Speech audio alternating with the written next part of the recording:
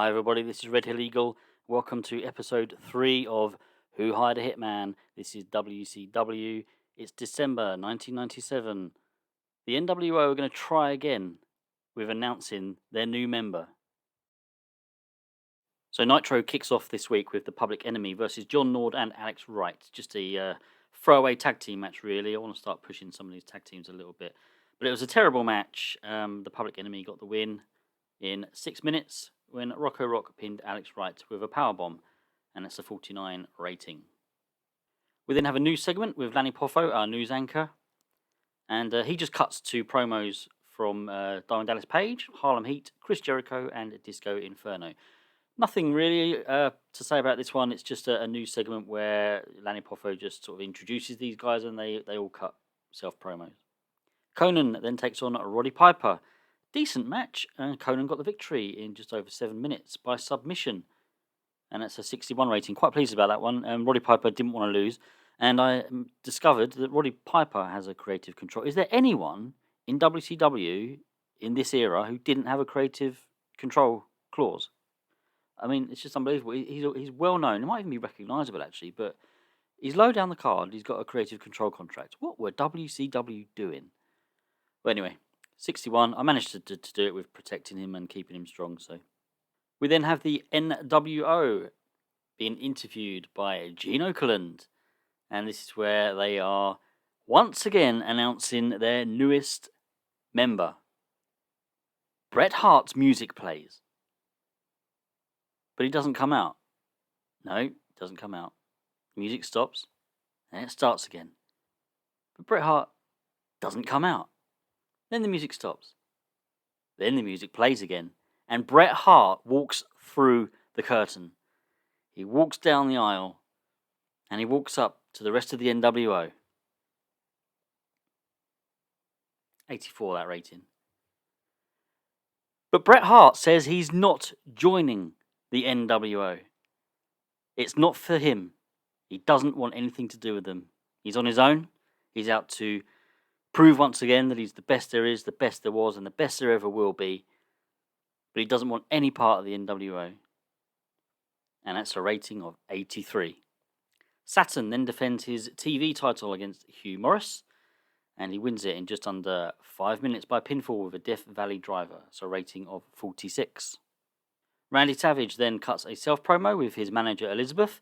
And he just discusses life with the NWO, basically, just to get Savage on the card, get a decent rating, as we always do, really, with Savage's promos. Talks about life being in the NWO, and, talking once again that he's out to prove that he can still be a top guy, despite his age. The Steiner brothers, with their manager Ted DiBiase, then hype up, or promote, if you like, upcoming WCW live events. It's a rating of 60. This was, again, just to get another angle on the show. Until I get the product I want, I'm just going to have to be putting really long angles in, and just angles I don't really want to put in, but so be it.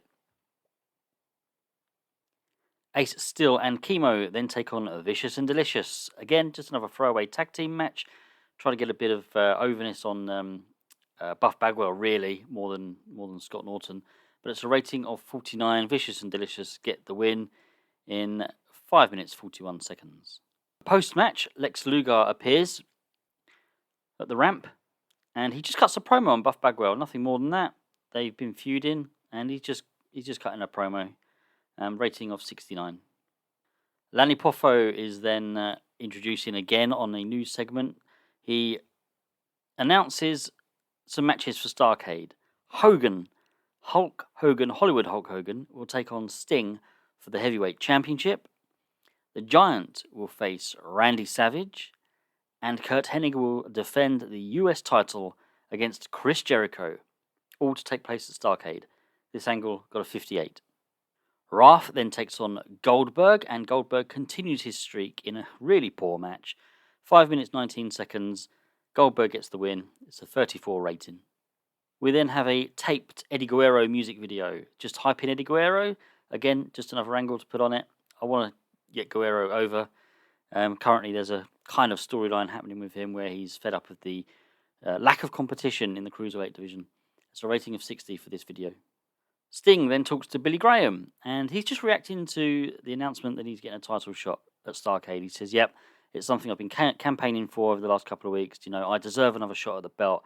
I'm the biggest star in this company. I'm the biggest star in this business. I deserve another title shot. You know, the NWO got to be brought down. I'm going to be the one to do it." It's a rating of 64. Quite disappointed with that one, actually.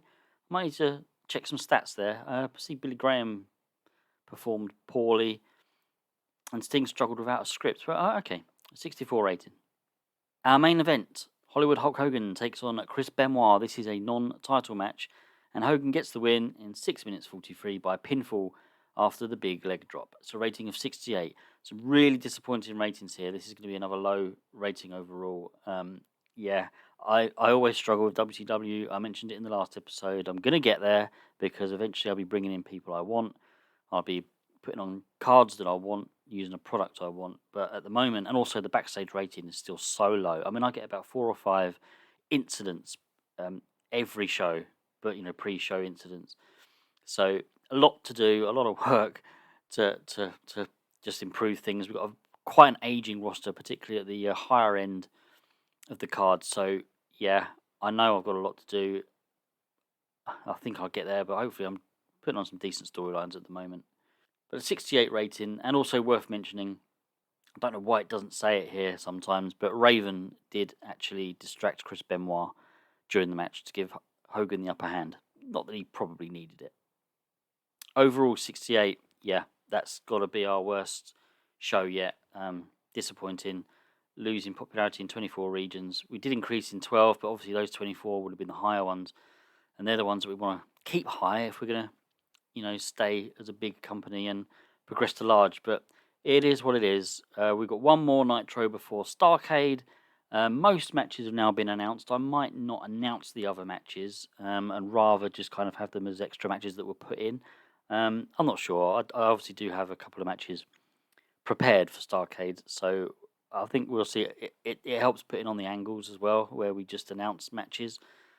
So I'll see when I get there. But I hope you've liked this one. Please like the video and subscribe to the channel if you have. And I'll see you all again soon for episode 4. Goodbye.